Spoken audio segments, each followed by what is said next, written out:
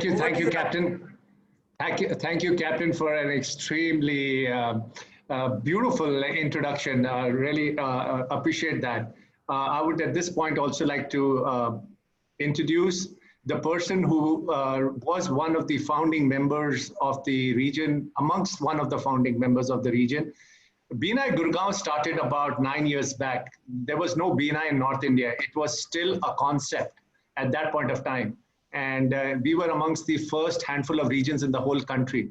And so as many entrepreneurs know, trying to get across a concept is much more difficult than to talk about a product or a service which exists. And the whole philosophy of giver's gain kind of resonated with Aarti Kochhar. And then she, at that point of time, decided, you know what, I want to be part of BNI as a member. And as a member,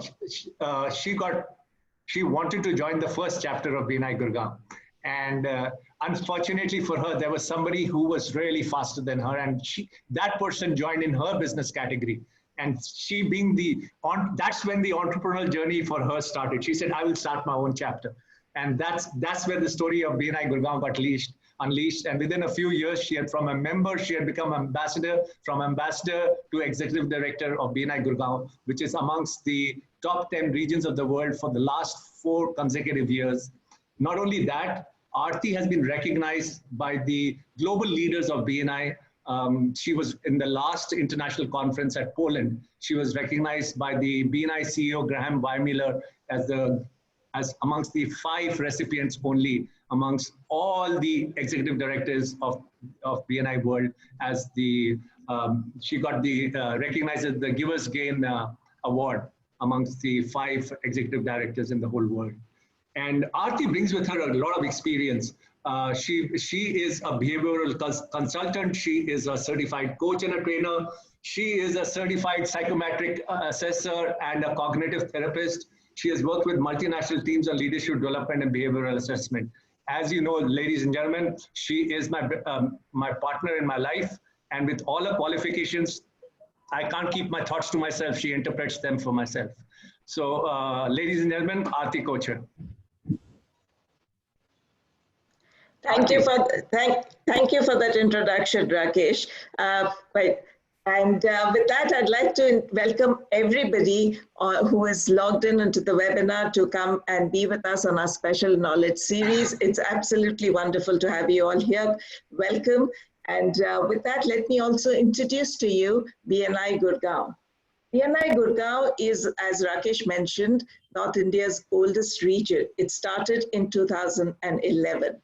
Today, BNI Gurgaon and Faridabad boast of 23 chapters with 1,200 members representing an abundance of expertise across all industries, providing business people a community which is there with them in good times and bad to help them survive, grow, and thrive in a structured environment to maximize efficiency. Last year, members of BNI Gurgaon closed more than $100 million of business opportunities. That's more than 736 crores, generating 56,000 plus referrals, exemplifying BNI's core philosophy of giver's gain.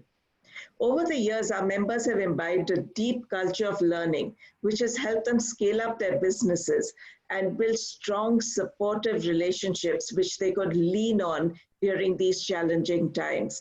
BNI Gurgaon is also involved with multiple efforts to uplift the community outside the realm of business with chapter and regional level initiatives such as blood donation drives, food drives, which have really been seen during the lockdown and these difficult times, and helping underprivileged children, seniors, and even giving back to the environment, where we have a plantation of more than 1,200 trees, which was done by BNI Gurgaon members last year. BNI Gurgaon is best summed up by its values of positivity, creativity, accountability, collaboration, commitment, and above all, gratitude. So together, we are sharing a deep level of positivity between all of us, and we are expressing gratitude to all the people who are there to support us.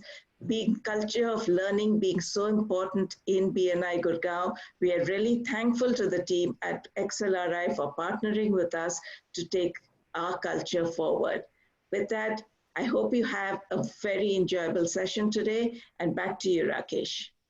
Thank you very much, Aarti.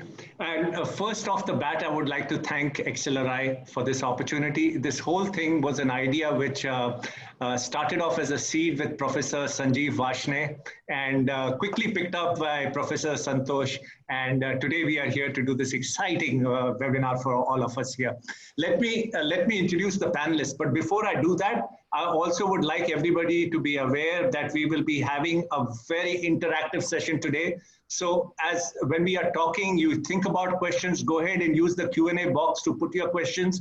We'll try and get your maximum questions answered. Use the chat box to tell us what's working well for you, what's not working well for you, what are the areas you would like to get covered. So keep interacting with us, and we want to add a lot of value for the next 60 minutes for all of us here. Let me start off by straight away introducing Purusottam Jena. Purusottam Jena, Shri Purusottam Jena. He's the Assistant General Manager in Bank of India, and he's currently in the branch head and credit team leader of the Borivali West branch of Bank of India at Mumbai. He's a postgrad in economics, an MBA in banking and finance, a CFA or a chartered financial analyst. He holds a certificate in risk in financial services from IIBF, and he's a member of both PRIMA and IIBF. And here's the key thing. Mr. Jena has been looking after and involved in processing, sanctioning, and monitoring of retail and SME financing of the bank since the last 14 years. He brings with him a huge operational experience. He's a domain expert, and he's going to be, and his expertise really lies in the area of sanctioning and disbursing emergency credit line guarantee schemes and credit emergency support schemes. 2000, which the Prime Minister and the Finance Minister have vocally said, which is targeted towards the MSME to help them through this crisis. And Mr. Purusottam Jena also brings with him very, very deep knowledge on the working experience of SMEs and the specific challenges being faced by SMEs to get those financing. He looks forward to helping entrepreneurs to power their business through proper financial resources, and we'll take your questions from the banking perspective. Ladies and gentlemen, please join me in raising a hand and going to the chat box and saying, welcome, welcome, Mr. PJ, Mr. Purusottam Jena. Go ahead, type in, gentlemen, please welcome Mr. Purusottam Jena. At this time, it also gives me great pleasure to get our keynote speaker introduced to everybody. Our keynote speaker is Professor Santosh Sangem from my alma mater, XLRI, where he has been the assistant professor of finance since 2009. And he is a doctorate in economist. So he's not only a professor, he's a doctor too. And he's a chartered accountant also.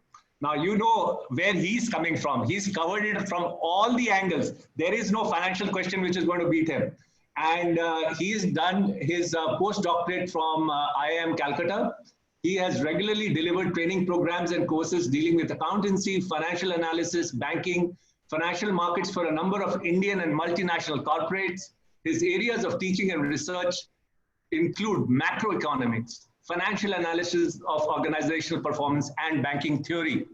Ladies and gentlemen, professors, Dr. Professors Santosh Kumar Sangem's favorite quote is, the test of a good teacher is not how many questions he can ask his pupils that they will answer readily, but how many questions he inspires them to ask him, which he finds it hard to answer. Ladies and gentlemen, let's not disappoint Professor Sangem. Let's ask him those hard questions which he'll find it difficult to answer. I'm sure in today's interaction, we will not fail the professor, and we want those answers, because we know today all the questions we wanted to ask but didn't know who we are going to ask today. Ladies and gentlemen, please put your hands together to welcome Professor Santosh Kumar Sangem. Go ahead in the chat box and please welcome Professor SS. Say, welcome Professor SS. Professor Santosh Sangem, away to you. Thank you, Rakesh, for the generous introduction. Right now, let me just quickly set the tone for the theme of this webinar. So, if you look at it in the Indian economy, we have been seeing some form of strain for businesses since the last 1.5 year. But what has made things extremely challenging for all of us out here is the COVID crisis, right?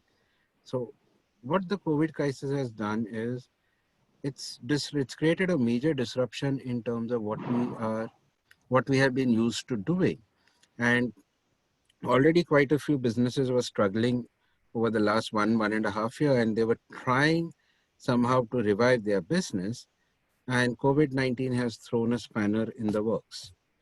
Now, if you look at this uh, episode of COVID-19, right, what it has brought into focus a few areas which everyone who is running a business actually has to look at, right?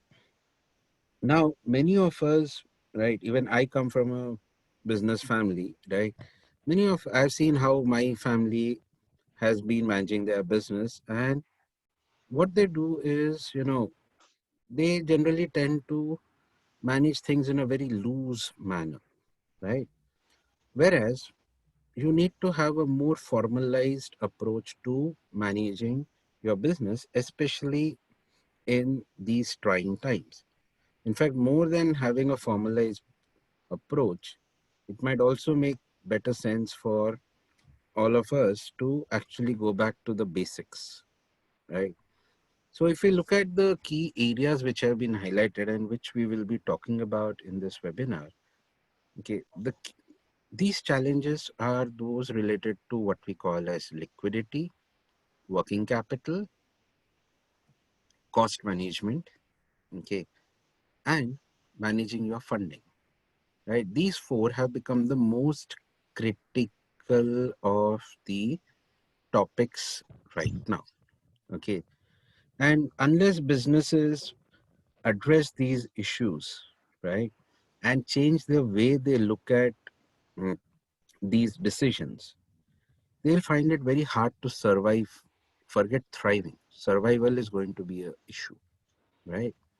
So, with that in mind, we thought that okay, let us look at this webinar wherein me and Mr. Jena share some of our experiences and some of what has been, backed by the body of research, both academic and professional, right, in terms of how organizations can navigate this particular crisis, right?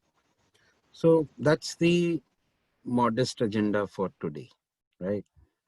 So with that, I'll hand it over to Mr. Rakesh. So, Professor, thank you very much. You listed a very modest agenda, but if we cover this modest agenda, the SME sectors is going to do only two things: bless you, and bless you. So, I just want to share some startling facts with you. This is what I picked up when I was researching around this, and I was talking to a few of my friends about today.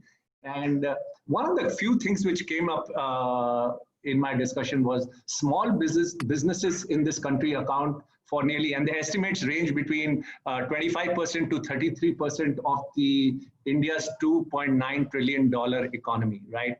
That means 25% to one-third of that economy, quarter or one-third of that economy comes from SMEs, which employs anywhere between 200 million to 400 million workers. And this is the sector which is so employee intensive, is the worst affected.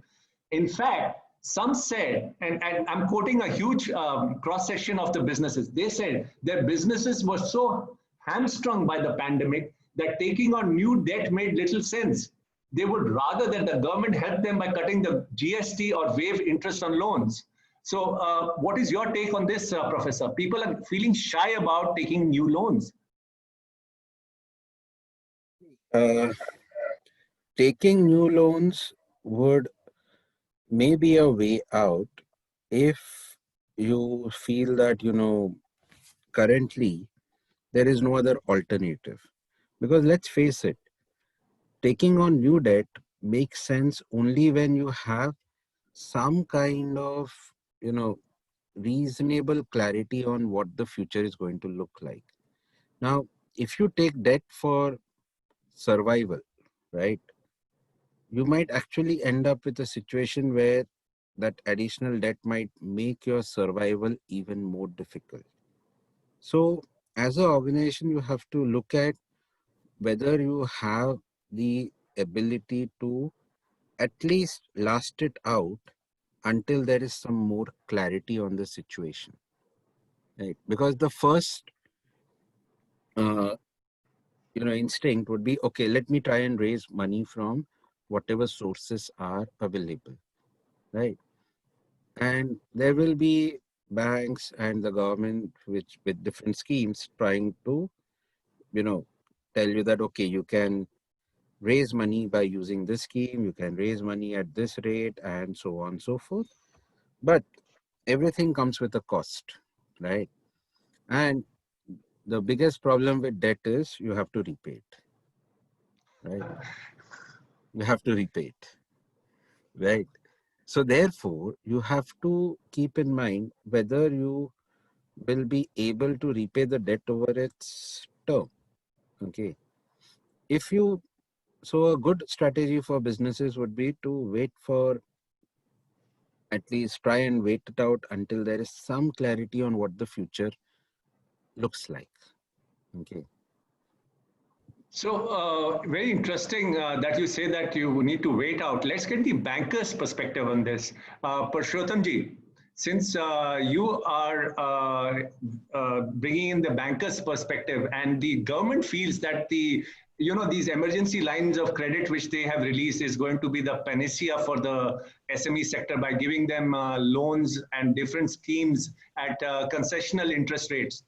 Maybe you can highlight some of those different schemes and let the audience know what are the criteria for them, and do you see a big demand for those emergency credit lines which are available because of the COVID crisis?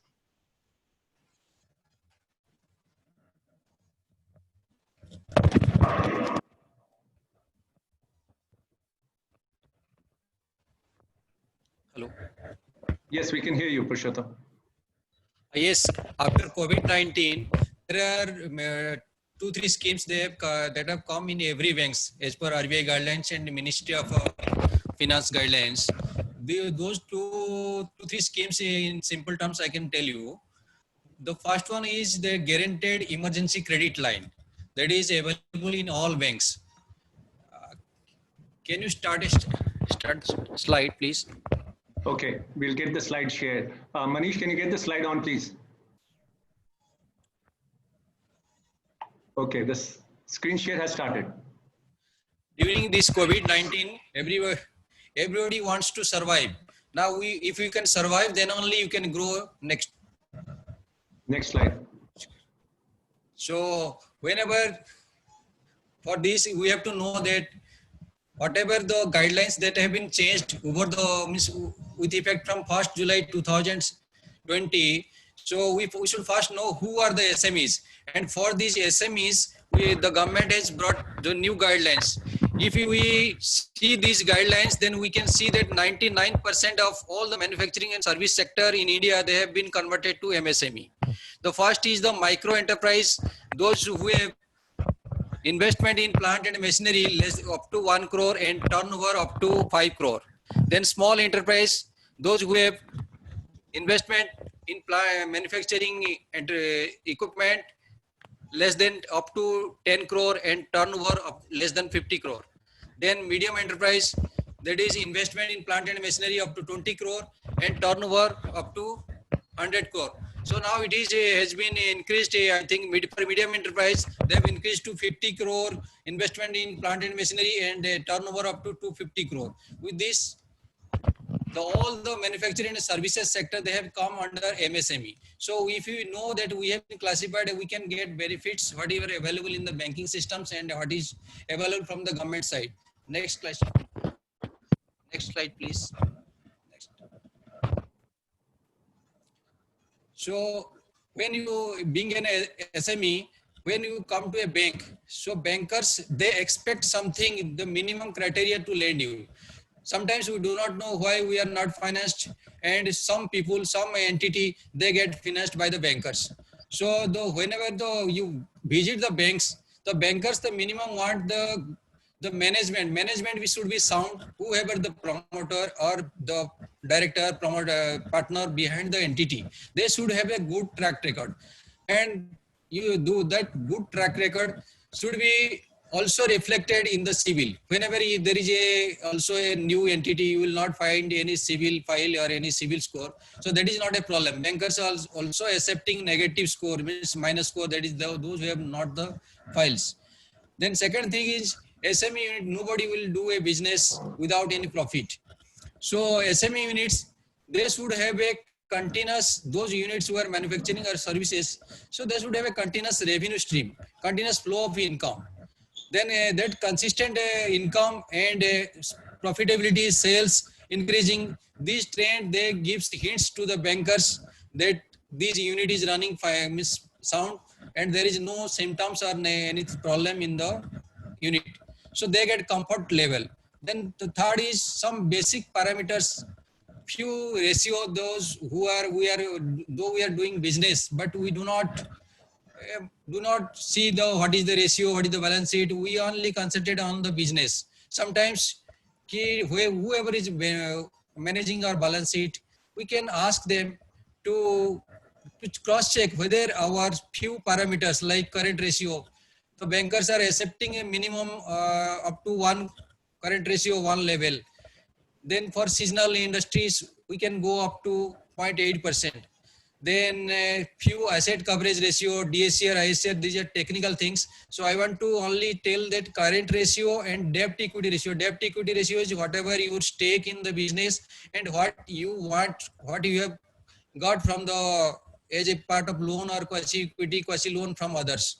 So debt equity ratio, so bankers are going up to 1:4. We say your equity is 1, then they can go up to 4 for SME units. Next slide, please. So during this COVID-19, government, Ministry of Finance and RBI, they have brought these two schemes. First one is the GECL. This is available in all banks. This is guaranteed emergency credit line. This scheme's purpose is to give the SME unit the additional loan, additional fund, so that they can meet their operational liabilities like salary payment or any creditors, those who have not been paid and they are facing supply bottlenecks, and so that they can restart their business. This scheme is valid up to 31st October 2020 or 3 lakh crore loan sanctioned by all the financial institutions, those who are member of that NCGCC. So this final criteria is existing MSME customer. These customers, those who are new, this scheme is not for them. This scheme is for the customers of the SME units who are already those who have availed the loan from the bank or financial institutions.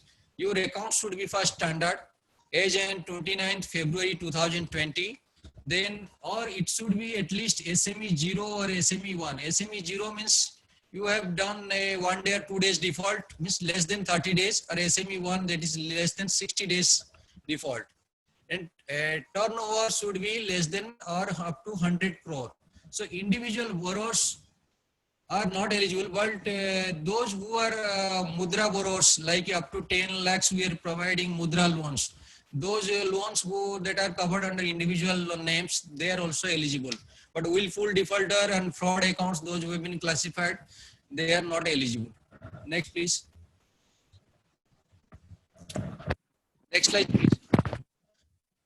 The loan amount is as per your loan outstanding on the as on 29th February. So whatever, if you have fund based 5 crore, non-fund based 2 crores or 7 crores you have the outstanding on agent 29 February. So the bank can sanction maximum up to 20% of the outstanding level. That is, if you have 7 crore outstanding, then 1 crore 40 lakhs, you can have a additional fund. And these funds you can repay in 4 years. 1 year will be given for moratorium period. That is, during that period, you need to only service the interest. The principal and other interest after 1 year that will can be serviced in 36 EMI. So rate of interest is very low. In that case, that has been guided. That is the motto of this scheme, to provide at low cost, low rate of interest, so that these unit can restart their business, they can stabilize. So in this case, this rate is varying from 7% to 9.25%. 9.25% is being charged maximum by any commercial bank. So if you can say about Bank of India, we are charging from 6.85 to 7.85, depending on that.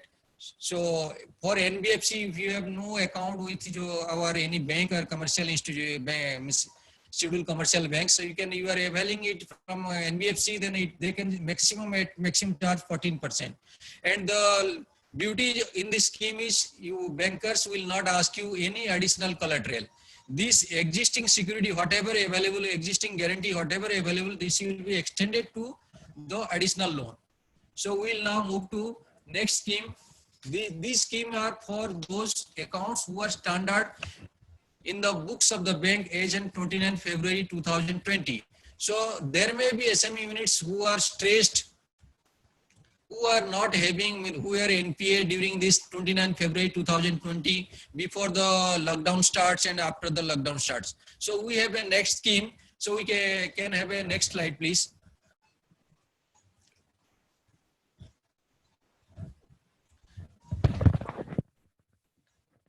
So this is a scheme for those stressed SMEs. Those do not have any fund, their account has been classified as NPA, bank has initiated recovery action against them, bank has filed suits against them. So those units, they want to restart the business. Now the business is viable, but the promoters have no fund, and banks are asking that your debt to equity ratio has gone down, we are not able to finance you. In that case, this scheme, one scheme has come. This is called credit guarantee scheme for subordinate debt. So these funds, this scheme has been given by the RBI. It is available in all the banks because it has come from the top level DFS, Ministry of Finance. So this is the scheme is to provide low cost fund to the promoters of the MSME unity. He may be individual or a proprietor, partner, or JOB director. So whatever his stake in the company or entity, they will be given 15% of their scheme as a debt or a loan. So they can infuse the equity in their scheme, in the entity, so that they can restart the business will be viable. This scheme is valid up to 31st March 2021. This is a new scheme. So if you visit the bank in 1 week or two, within next week, you can find the scheme. It is though not started, it is now come recently. Up to 20,000 crore, this scheme is valid up to 31st March 2021, or up to 20,000 crore loan sanctioned by all the MLIs. So if your account is SMA2 or NPA age on 30th April 2020, so you can get the loan. Subject to your loan should be can be restructured as per RBI guidelines, and your unit should be viable. Next slide, please.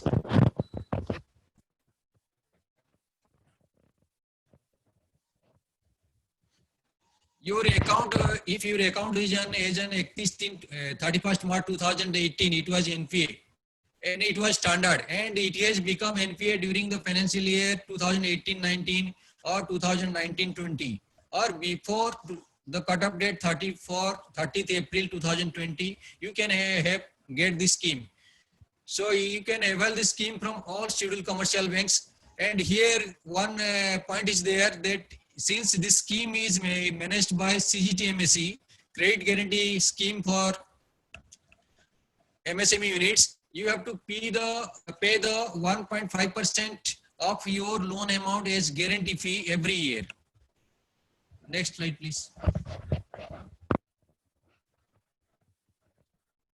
Loan amount is generally 15% of your stake in MSME entity, subject to maximum 75 lakhs. Suppose you're in the MSME entity, you have invested 50 lakhs and you have taken another 50 lakhs as a loan from your partner, any relative as a quasi equity. So the total stake in your unit is 1 crore. So you can get 15 lakhs. And if the maximum amount is 10 crore, or then you can maximum at a most you can get 75 lakhs. And the beauty point is that if you take this money and you can invest in your entity, it can restart the business. And the repayment period is maximum 10 years and a 7-year moratorium. You can pay only interest portion during this 7 years, the rest balance in 36 EMI. Rate of interest here is, though it is more than the GECU loan, but it is very lower and it depends, vary from bank to bank and depends on one bank to, as per your internal rating.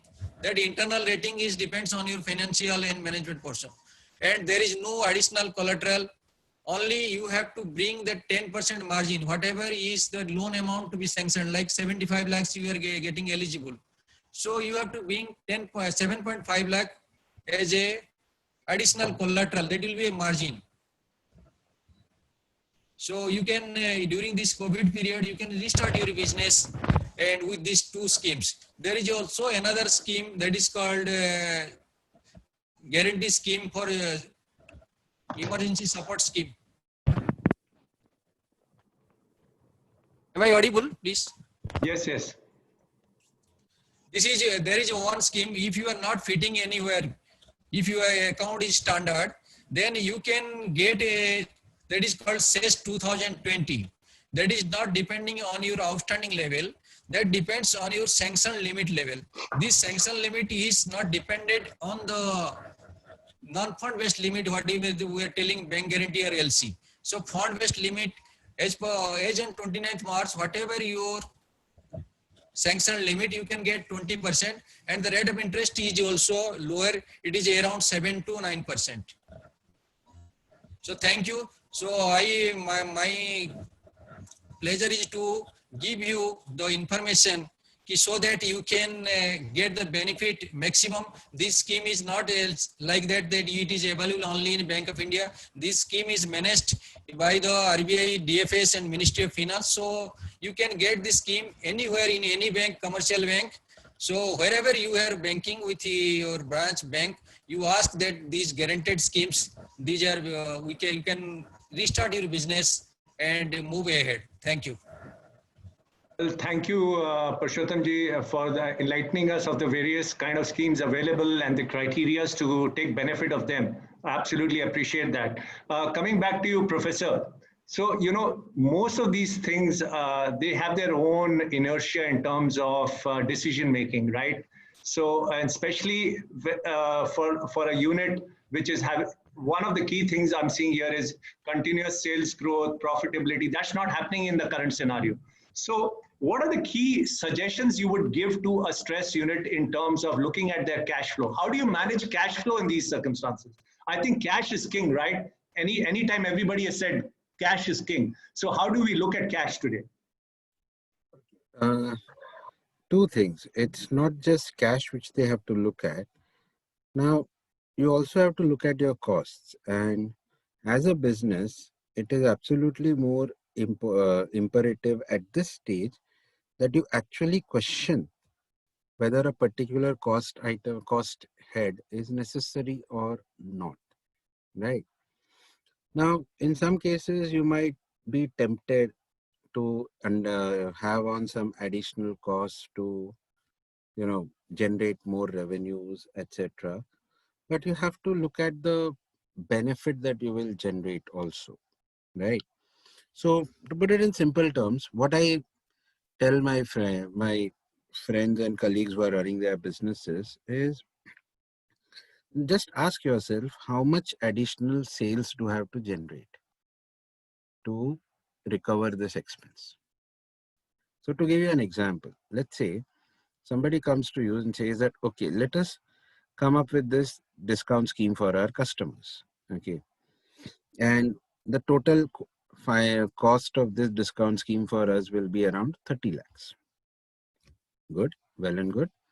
Now, to bear this additional cost of 30 lakhs and still come out ahead with some cash, you actually need it to generate certain revenue. How do you get that? So a very crude way of going about it. Okay, look at your gross profit margin. Since most of you would at least have some rough sense of what is the gross margin you are working with, right? So now, if the additional expense is 30 lakhs, my gross margin is roughly around 20%, right? In fact, that may have dropped in this crisis, right? So realistically, you'd be working at around 9 to 10% gross margin across most businesses. So even if I take 10%, what it means is that for this discount scheme to start generating additional profit for me, it has to generate me 3 crores of additional revenue. Now you start asking yourself whether it makes sense to incur this 30 lakhs, whether you think that there is a scope for generating 3 crores of additional revenue. Now, the moment you start asking this, what happens is, as entrepreneurs, your focus starts shifting towards the key elements of your cost.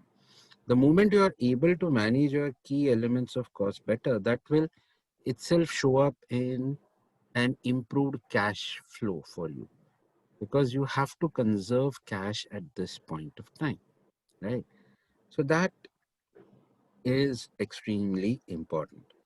The other thing, and unfortunately that is not something which most of us as small businesses, right, as entrepreneurs are used to doing, is making some kind of forecast. We all live on a day to day, right? I have seen this with my family also, with my friends. People don't really try to look out, more than a month out, okay, except for the big items.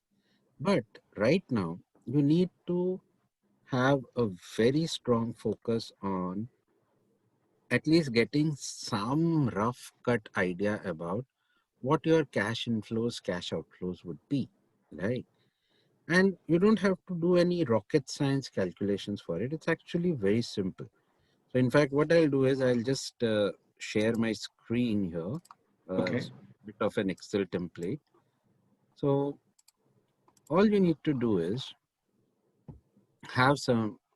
sit down with your team and work out a simple statement like this for your cash requirements, right? So all you need to do, I hope this is visible, Absolutely. right? So what you have to do is essentially estimate on how much operational inflows of cash you're going to get, how much operational outflows of cash you're going to have. Now, when things are very uncertain, you cannot forecast out for a very long period, right? So therefore, don't do this on a monthly basis. Start with a very basic thing by forecasting for the next 3 or 4 weeks. Do it on a weekly basis, right?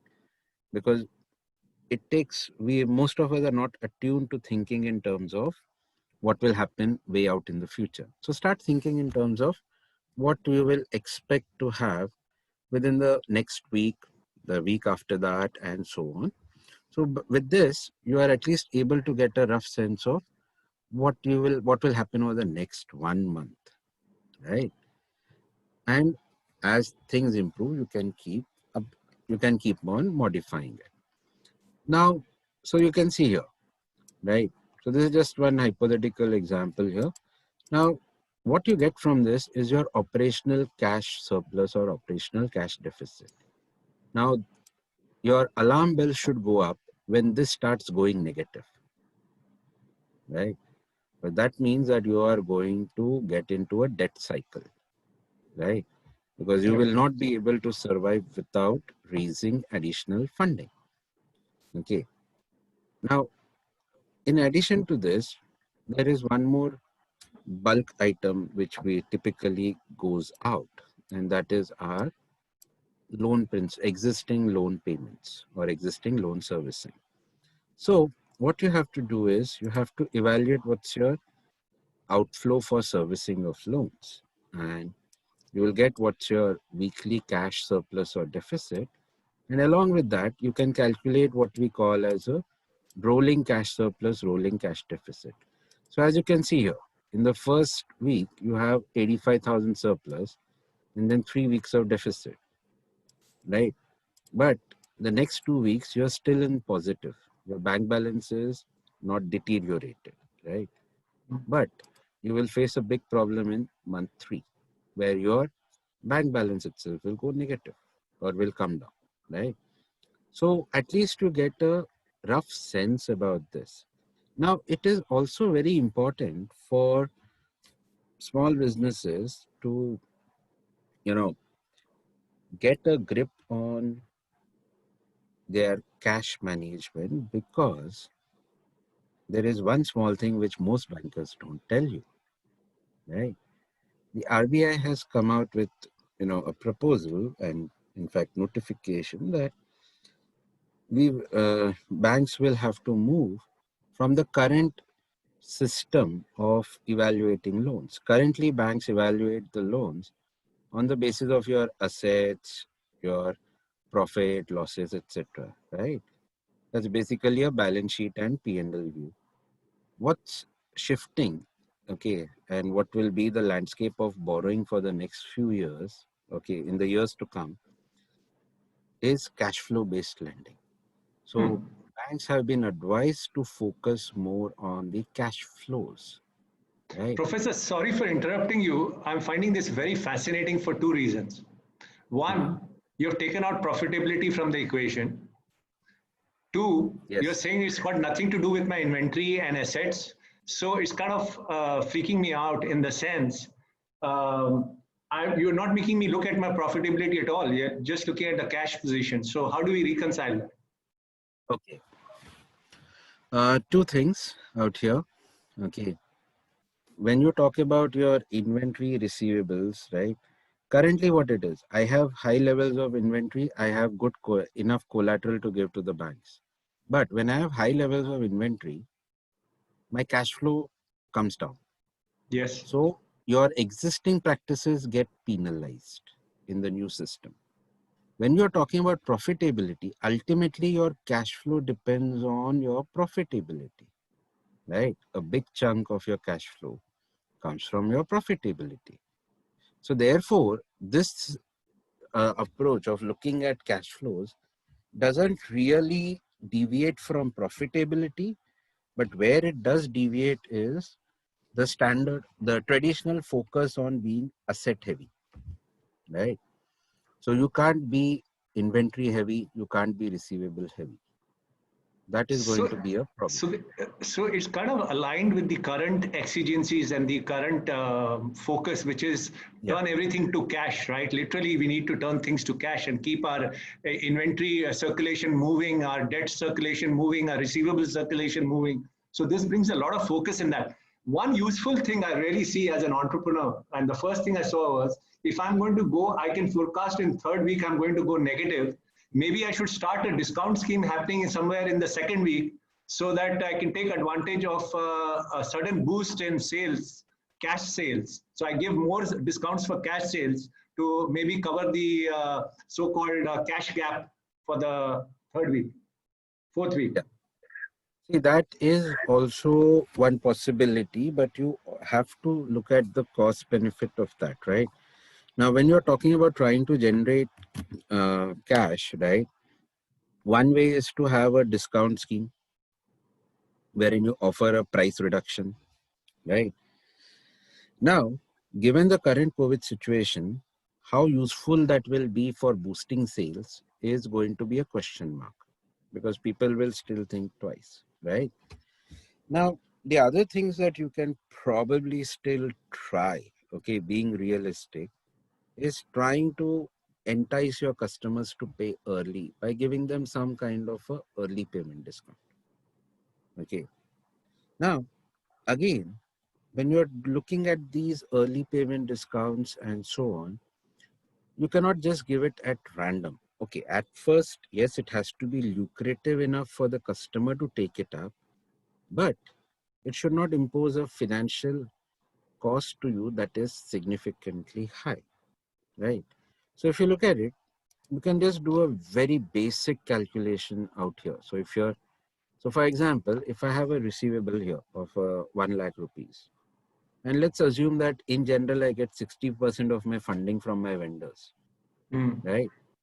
And usually I give 90 days credit and I want my customers to pay within the next 15 days.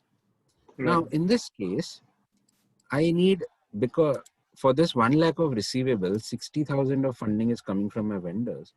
40,000 is coming from my working capital limits. Right. My gap. Right. And I'm paying an interest on this, 40,000. Right. So when I calculate that interest, it works out to 1,233, whatever. Right. So you have to calculate the interest on the working capital and compare it with what you're losing in terms of the early payment discount, right? Now, if the early payment discount is more than the interest that you are going to save, ultimately it's going to affect your profitability in the long run, right? So therefore, you should at least do this rudimentary analysis, right, before you try and offer your, early Price payments. discounts. Very fascinating. But to be honest, given the current situation, if you're trying this out for the next 1 or 2 months also, I doubt if your customers would be willing to pay early. Why? Because they would like to keep a buffer for their own risk. And you should also be doing the same, right? So this kind of a, approach wherein you're trying to entice your customers with additional, what we call early payment discounts, makes sense only when you have sufficient working capital limits with you, if you can afford that. But if you can't really afford it, this might not make sense for you, even though people around you might recommend this, right? So maybe you can try and look at changing the way you do, or changing your payment terms with the customers, or changing the payment modalities. Like, maybe it's time for you to start thinking of moving your customers to a non-fund based kind of a transaction. So maybe LC backed transactions. So at least you can discount the LCs and get some funding, right? So at least you can identify a select few of your customers who have the financial, still have that kind of financial power to get a LC limit approved, right? A non-fund based limit approved. And you can probably try asking them if they can sell, if they're willing to a LC based transaction. So the advantage of that is you can actually use the LC to raise funding from your bank, right? So you will have to try a mix and match of various things, okay? There is no single correct solution. The solution for you might be out of your hands also, right? So maybe it may happen that the best approach for you is to ask your customers to pay early. That's the only viable option, right? But will your customers pay? That's going to be a question mark. Now, the other thing which you have to also look at is you have to focus on what is happening to your inventory. In fact, I was talking to some of the shop owners out here, right? Some of them have inventory which can last them for a year and a half. Okay, if you have inventories of this kind, right, think about what's going to happen to you. There's a major cost to maintaining inventory. There's a big risk of damage, especially with godowns and warehouses being closed. all these things you have to start taking into account, right? So the whole point here is you have to start shifting your focus away from assets to cash, right? Right. So that's about this. You can do a similar analysis for making a early payment to your vendors. So that's out here. Now, a few days ago, in fact, I was telling Mr. Rakesh also this thing. A friend came to me with a very, interesting question. Okay. So they are into a project business. So they have a fixed contractual stream cash flows with their customers. Okay. Now, their customers have asked for a renegotiation of the payment timeline. So in that case, right, you have to also look at when you should, until what point you should be okay, right? You should at least have a sense of what kind of value you are going to lose, right, by accepting the revised payment. Now, invariably, you may have to give the revised payment because something is better than nothing, right? But at least be aware of how much you are losing, right? Because when you are aware of how much you're losing, you at least can, as we say, right, you can marify a danda to your collection team, right? And make them at least keep doing regular follow-ups by showing them how much you're losing, right? So just, it's a bit of a clumsy and longish calculation. I'll be sharing this Excel sheet. But the basic logic is you have to compare what's your original cash, what is the present value of your original cash flow stream, okay? So as you can see here, you have certain cash flow forecasts, right? Right. Right. What is the present value of this? And then after every week, do a reassessment with what is the actual that you have, right? And what is the forecast going to be? So what happens with this is, right, you get to see, right? So like in this case, this was the original cash flow, and this is the cash flow which the customer agreed to. So what is happening?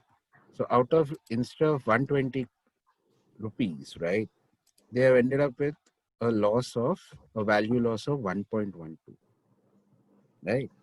Now, you have to repeat this every month. So you get a sense of what's your cumulative value loss, right? Now, if this cumulative value loss, starts becoming large, you have to seriously think about it. You may even have to think about whether you continue dealing with that customer, right?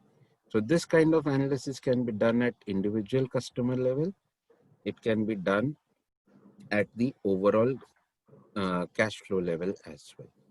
Now, I understand the challenges that, right, doing it at the individual customer level might be difficult, right?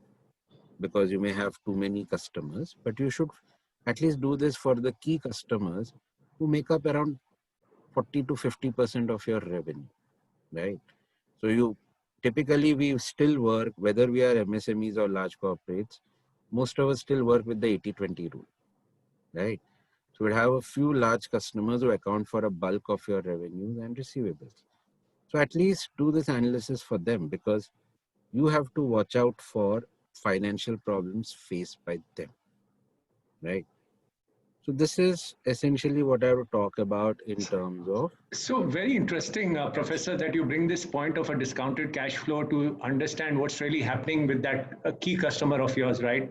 Of his delayed payments, how is it really affecting your profitability and your margins? One of the key things up till now, till pre-COVID was, let's go for turnover, right? Just keep getting the turnover clocked in, let the account receivable keep mounting, doesn't matter, get new turnover in, we'll finance the inventories, we load their total the financing of the inventories by not paying the vendors, and the whole chain gets, is taking the burden. That strategy versus a discounted cash flow strategy today, all the large firms will be also doing the same calculation, right? They will also be using it to see how much, what is your break, at what point you will break, or up to what point they can push you to. Yes. What's your take on that? In fact, a lot of large companies do something similar, right? So, because this is absolutely critical for them, especially, or for those large companies which have very high levels of debt, right? For them, this kind of a cash flow analysis becomes absolutely critical. Because whatever said and done, your turnover will not pay your debt. Your inventory will not pay your debt. It's your cash collection which will pay your debt, right? Absolutely. So therefore, cash is king. Without cash, you can't do anything. And as I said, within the next few years, the whole landscape of lending will be very different, right? Businesses will be suddenly asked to, okay, show us your cash flow forecast. Show us how you are managing cash flows. So we're going to come back to you, Professor, with more questions. I can see my question box really filling up. They really want to interact with you. Time is passing and there's so much excitement building all around us. But at this point, I'm going to take a 1-minute break, and I'm going to ask Manish to play the BNI video so everybody gets a sense of what BNI Gurgaon is all about. Manish, take it away.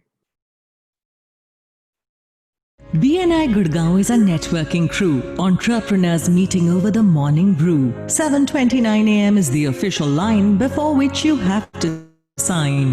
You meet the members to ascertain the business they would like to gain. Once you understand their business gist, you look through your contact list. To make a connect, not a cold call, it's a personal voucher referral. The members then make the pitch without any mental hitch, because they've been told they're expecting your call to make business happen to close the referral. Before the business is completed, the process is again repeated to help someone else grow. The business flows to and fro. Every week brings a different energy. With visitors, you can build a synergy. In the middle, you improve your skill through the trainings that aim to kill the glitches and hitches you collect to improve your mind and intellect. You gain over time. It's not a quick scheme. You need to work as a team. Challenges are a part of the game, but we never deviate from our aim. In the lockdown, the world was rocked. We migrated online and business was clocked. Not one business person on the fast lane, but a group believing in givers gain. Thank you. Professor, let's go back to the questions. Let's have you back. And Purusottam ji, let's have you back too. Let's see you back there. So some of the questions which are coming is, what are the key metrics they should be looking at from a profit loss or from a balance sheet point of view? What are the key metrics? So one is when Professor shares the key metrics, the other side of the question which is coming is, my unit has not worked for 2 months. Suddenly you want it, how are you going to, and my future is uncertain. In this kind of a scenario, how am I going to get a cash infusion in my company? So I'm going to ask Purusottam, you to answer that question. But first, let's ask Professor Santosh, what are the key metrics one should be looking at this point of time? Okay, so there are a list of 10 key metrics that I believe are most important at this point of time. So let me just, rather than rattling off the names, just show the list. All right. Right. So the 10 key metrics are these, right? Your gross profit margin, your EBITDA margin, your collection periods, holding periods. Very important is this, your delayed customer receivable ratio. So what is the amount of delayed collections vis-a-vis the outstanding, right? This will, when this keeps increasing, as it will, right? Beyond a certain threshold, you will start facing problems. So when the delayed customer collections start crossing 25-30%, this is going to lead to chaos, right? So this is one very important number. current ratio, quick ratio, and debt equity is something which you need to look at it because you will be taking funding from banks, right? So these are the typical metrics that I believe you should at least focus on.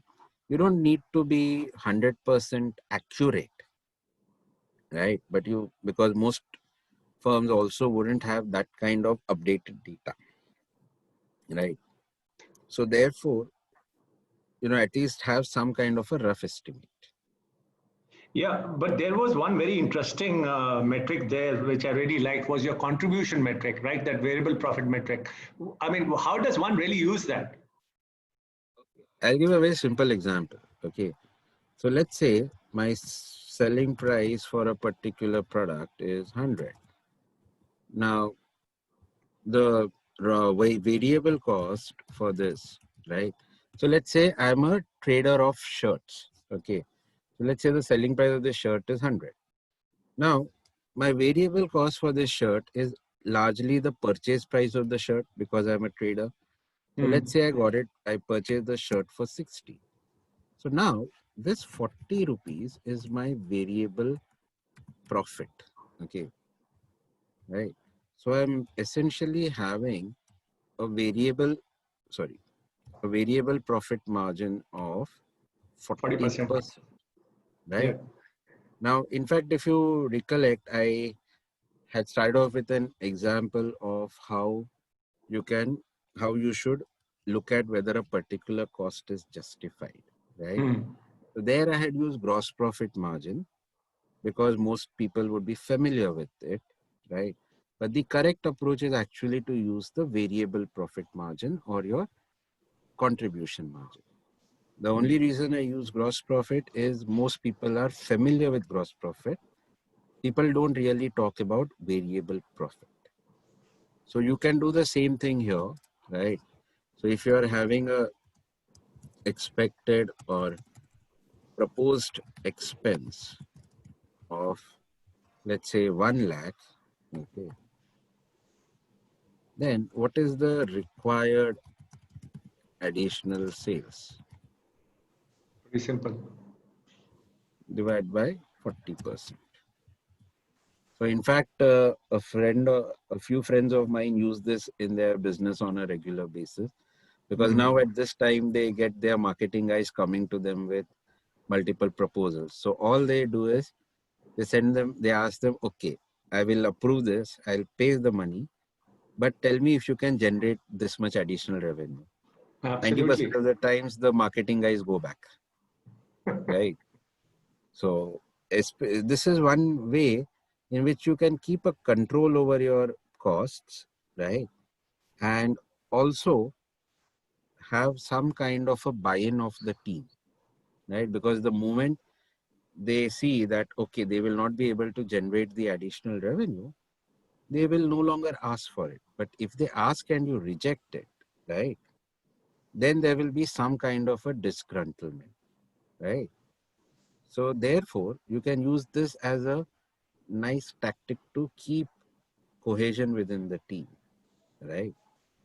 You don't want any disgruntled employees at this point in time, especially the key employees, right? So this is one way you can do it, okay? So therefore, it becomes very important because this ultimately is the driver of your overall profitability and overall cash flow. Because invariably, variable cost is a cash. Will go out in cash, right? It's a cash cost. Absolutely. So this is also a good way of looking at your or evaluating your decisions. In fact, even for existing cost heads, you can actually see what kind of revenue is needed to justify an existing cost head, right? Then you ask whether that much revenue can be generated and so on. So that's Super. how we typically use it. So I'm going to pick some questions up right now. Neeraj Grover writes, if an entity has not availed a loan, Purusottam ji, this is for you. If an entity has not availed a loan till 20th February, but requires an emergency credit line, any scheme is available. In banks, there are many schemes. Those schemes during COVID-19 period, if you are banking with your any bank or branch, so you need to ask them that existing scheme that was valid before COVID-19. These schemes are also valid now. So depending on your financial performance, depending on your track record, in the generally bankers, if you have not availed the loan, you might be having your current account with that bank. So better you in this period you go to that bank. In that bank, they will they when they see the account statement is like the blood of you of a entity. So whenever we see the account statement, we can grasp whether this entity is has in the past has any good record, whether there is any check return, or whether any problem has a, means how much balance their average maintaining. And the professor Santosh sir, what he has now explained cash flow statement. So we also have a glimpse of that cash flow in the account also. So whenever if you are running account, business is running, it was running in sound method in before COVID-19. Now it is faced problem due to COVID or certain problems. So you can have these schemes. So in every bank there is schemes for MSME units. If your business you require loan less than 10 lakhs, better you go with the Mudra loan or CGTMSE schemes. If you require loan more than 10 lakhs, so banks need to assess your unit through their internal rating. So internal rating, we have a internal rating from SME 1 to SME 10. So generally,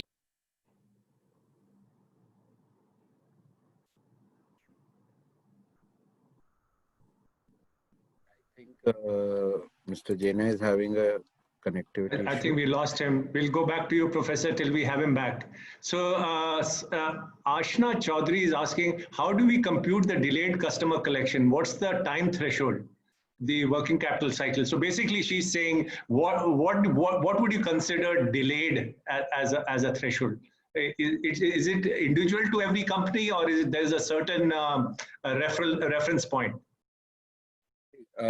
The delay is with reference to this delayed payment has to be calculated for every customer, right? So for every customer, you will not have the same terms of payment. So for example, if one customer you're giving 45 days credit and the person has taken 60 days to pay, right? Then it is overdue by 15 days. So this would become a overdue. But you may have another customer for whom you're giving 90 days credit and that person has not paid. That would also go into your overdue. So the overdues have to be calculated with respect to the credit period that you're giving to your customer, right? Not So it's with pretty respect to any individual. standard. It's more So it's pretty individual. individual. Yeah. Yeah. All right. I have one more question for you. And this is, I really, my heart goes out for people who are in the hospitality space, the tour and travel industry. So I'm going to take this question, Professor, and let's see if we can help this person. This question comes from Mehul R. Mistry. We are a tour and travel management company. Our business is on standstill, zero revenue since 15th March 2020. How do we do such inflow outflow statements? We are not sure when will our revenue start and by how much. We have no choice but to increase our debt without revenue for survival. What do we tell this gentleman? In this kind of extreme cases, right? It is not, you will probably end up with having no inflows, but at least you need to have a sense of what kind of outflows you are expecting. Because even if there are no inflows, there are going to be cash outflows. Now, when you are looking at whether how much debt you need to raise, you also need to get a sense of what's your requirement going to be, right? So if you have a requirement for say 1 crore and you are applying for a debt of say only 50 lakhs, that's not going to help you, right? So even if you have zero inflows, right, you need to get a sense, do this thing for getting a sense of how much your financial requirement would be. Now, when I understand that it's very uncertain, the environment right now, nobody is suggest that your estimates have to be 100% accurate. They have to be in the ballpark figure, right? So at least, when you're looking at cash flows and everything, in the initial period, right, for this coming 2-3 months when there is a lot of uncertainty, at least have some ballpark estimates for each number, right? That might be easier for us to do rather than trying to have more precise estimates. This is the only way out here. But if you think that you can get away without doing this forecasting of your cash requirements, it will be a bit of a bad shock for you. Right? Thank you, Professor. Sound advice. Very similar question coming from another gentleman called Manoj Kumar Bhandari. He says during lockdown, there have been no activities in the MSME units. Also, my distribution channel has got adversely affected. Market demand in many products is badly down. Automobile, hospitality, travel industry demands are down. But the fixed expenses to such sectors are pretty much standard and I don't have flexibility there. What is the way out?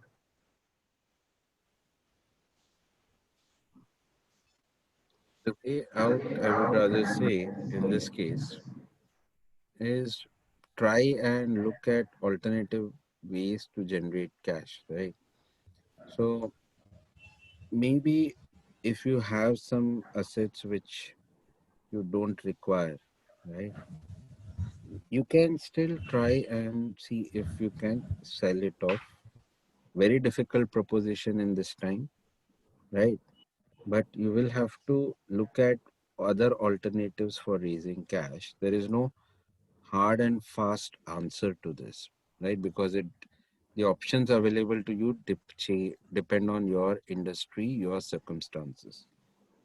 But if nothing is available, right, no other option is available, if you think that, okay, I cannot last those next 3 or 4 months, right, which is necessary for things to, within the next 3 or 4 months, there will be some more clarity.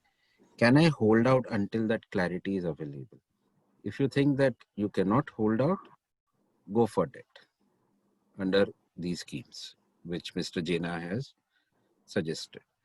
Now, obviously, these are schemes where government guarantee is given, right? Most of these are guaranteed schemes. So there will be time taken for the entire processing because the guarantees, I believe, would not be automatic.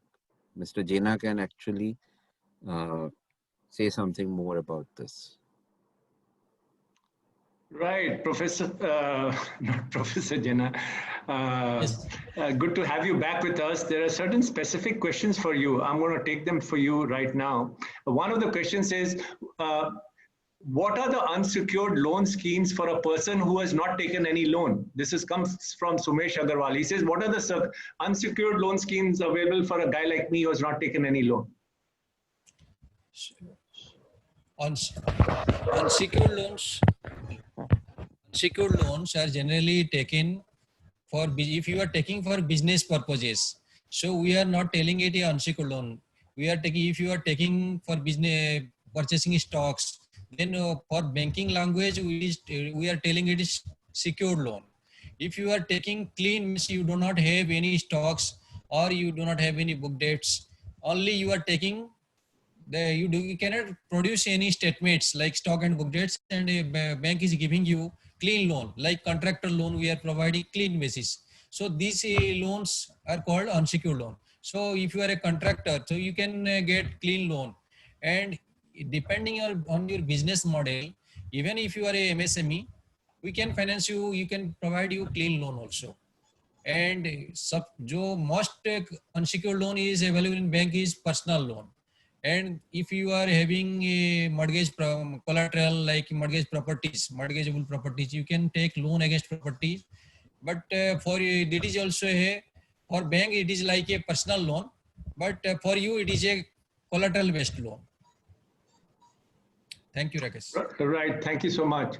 So very interesting question coming up. This comes from Danesh. He says, The past few months has been one of the most difficult times for our business. He's a manufacturer, and the results of this will definitely reflect in our 2021 balance sheets.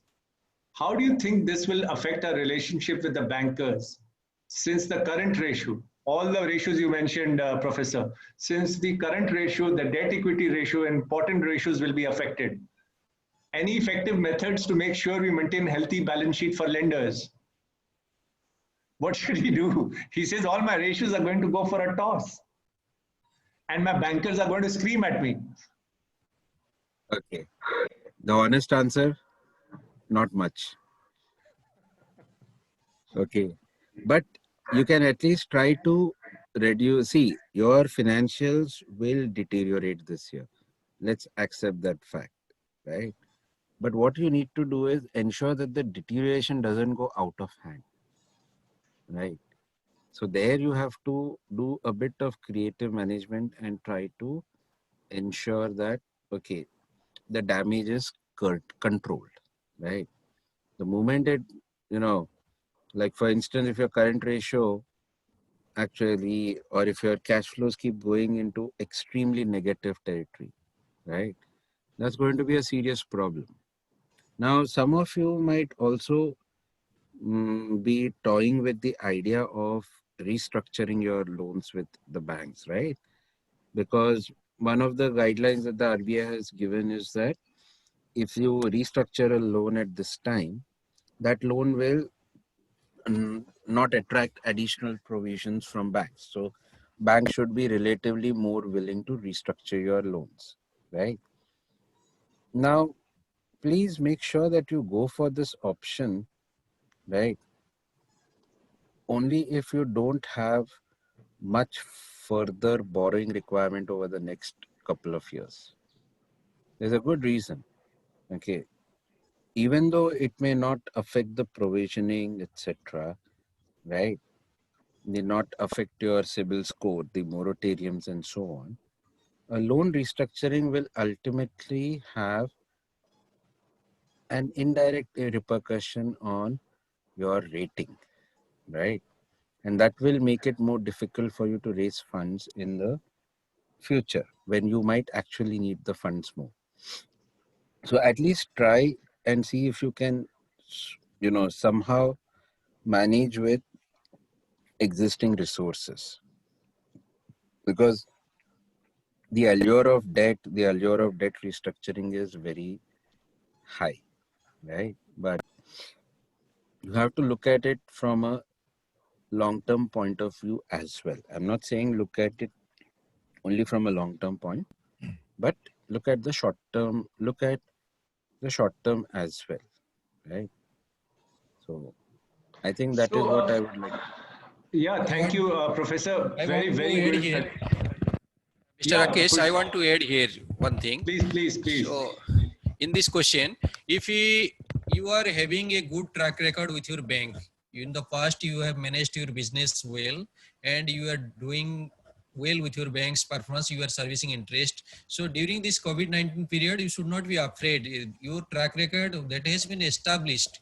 So bankers will be more flexible regarding these ratios. So when we seek ideal ratio 1.33 current ratio, but sometimes we go beyond 1 also. So we hope that RBI will come with some flexibles option ratio like financial parameters regarding current ratio. And during this GECL loan, what have we told you? GECL loan case, we are not seeing the ratios, financial parameters, what are the book dates, stocks that is available with you.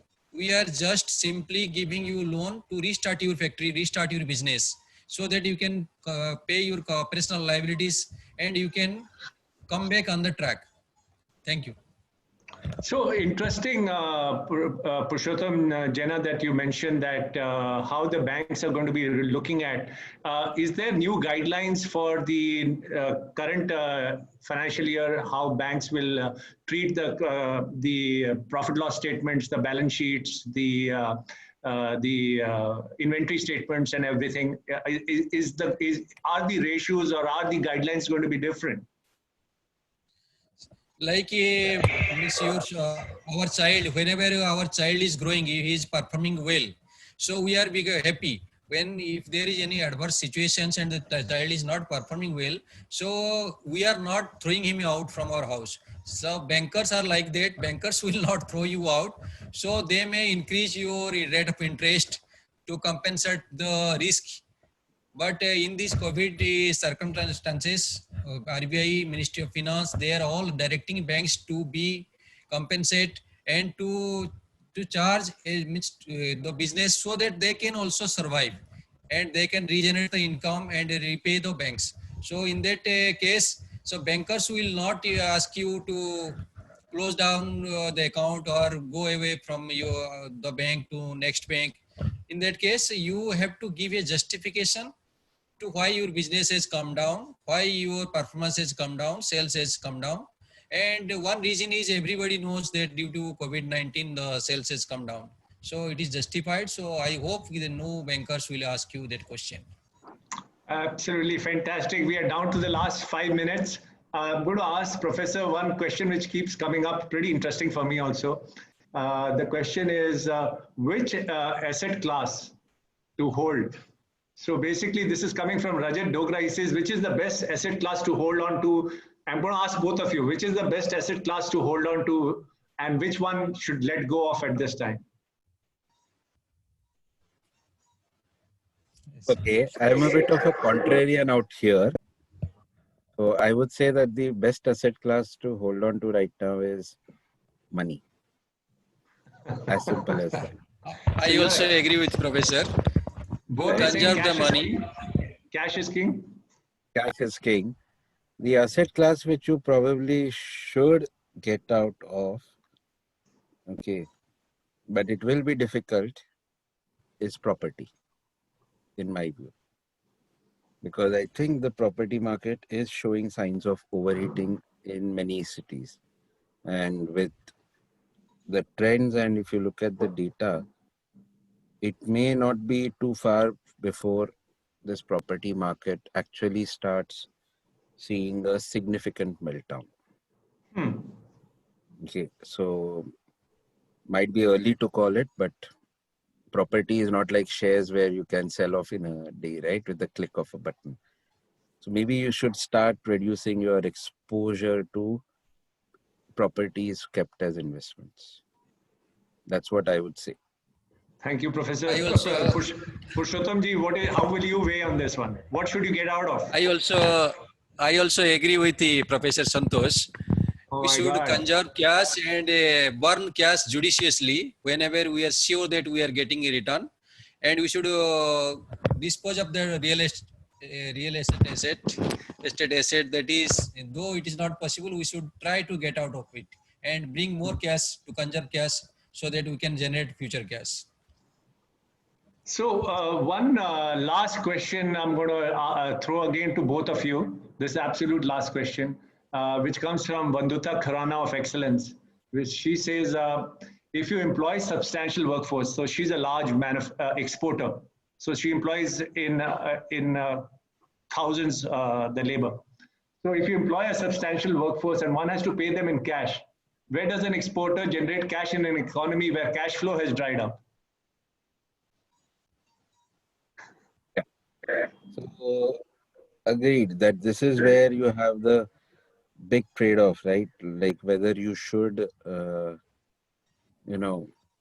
continue with the existing staff or not continue with them, some painful decisions, or maybe ask them to take a pay cut for some time, right? So some of these difficult decisions may have to be taken, right? Unless you have a lot of cash backing you up, right? Or you have access to some kind of loans, right? Now, it becomes very difficult, okay, to ask your own staff who has been with you for years to at least, to take a pay cut or leave. But if push comes to shove, for the greater good, you may have to do it, right? So Absolutely. I don't really see, you have to take some tough decisions. in this scenario, right? The only thing is, take your whatever decisions you're taking, make sure that they're backed up by some sound analysis. Right? Thank you, Don't Professor. take decisions impulsively. Thank you, Professor. Purusottam ji, would you like to weigh in on that question? Is there something special for exporters?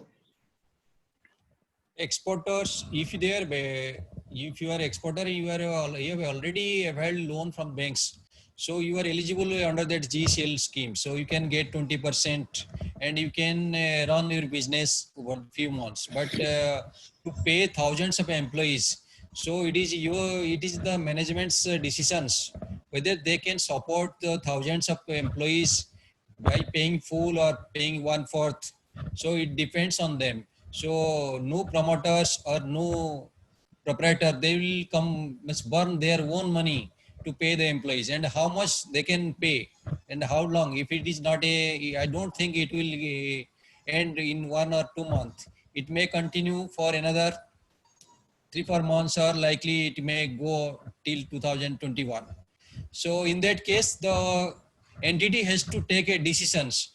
So how much to pay the employees, how to keep them happy, and how to bring them back when the business flourishes. So it is the critical decisions they have to take. Absolutely fantastic. At that point, I'm going to say thank you. Thank you so much, Purusottam, Jena, for being so candid and for being so informative. All the information you gave, I'm seeing in the chat box, people are so happy. They were not even aware of how their loans, they get assessed and how to approach their bankers for approval. You've given a lot of hope with absolutely concrete examples of schemes available. Thank you very much. And Professor Santosh, your insight and keeping it really simple so that, at the entrepreneur level, decision-making becomes really easy. And you were very, very frank. You did not hide behind any technical words. You kept it pretty brutal to say that as an entrepreneur, you have a choice. And that choice is what is the best, but do it with an informed decision. And that was absolutely rocking. I have nothing but words of gratitude to both of you, to XLRI for making this happen. I just want to leave everybody with a little quote of mine. I picked this up, and since it's about money, I want to tell everybody about this. Money can buy a house, but not a home. Money can buy a bed, but not sleep. Money can buy a clock, but not time. Money can buy you a book, but not knowledge. Money can buy you medicine, but not health. Money can buy you sex, but not love. So you see, money isn't everything. What you do with the money you have is everything. Thank you, ladies and gentlemen, for spending your evening with us. This is just the first part in the many-part series of amazing professors from XLRI who are going to be coming to us. Manish, take us down to the closure. Thank you, Mr. Rakesh. Thank you, Professor Thank you, Santosh. Rakesh. Thank you, BNI team. Thank you, Mr. Jena. Okay, is anybody doing the closure here? Samir? All right, then it's good night and thank you for everybody. Let's, I have all the credits to my awesome team. I just would like to do a quick shout out to them. Anish Kumar, Prithivash Dalmia, Amrita Srinivasan. The awesome video you saw was made by Amrita Srinivasan. I have Captain Samir Khullar, who's been the point man organizing with military precision, the whole team. Rajesh Suneja, Captain Samir Khullar, Manish D'Souza, and of course, Hina Handa. Thank you, everybody. It would not have been possible without each one of you. And for our brilliant audience who has been appreciative, who has been engaged, and who has been with us right throughout. Absolutely super. Thank you, everybody. Have a good evening. Let's end this evening with hope. We're going to do it together because the future belongs to us. Thank you, everybody. Good evening and good night. Thank you. Good night.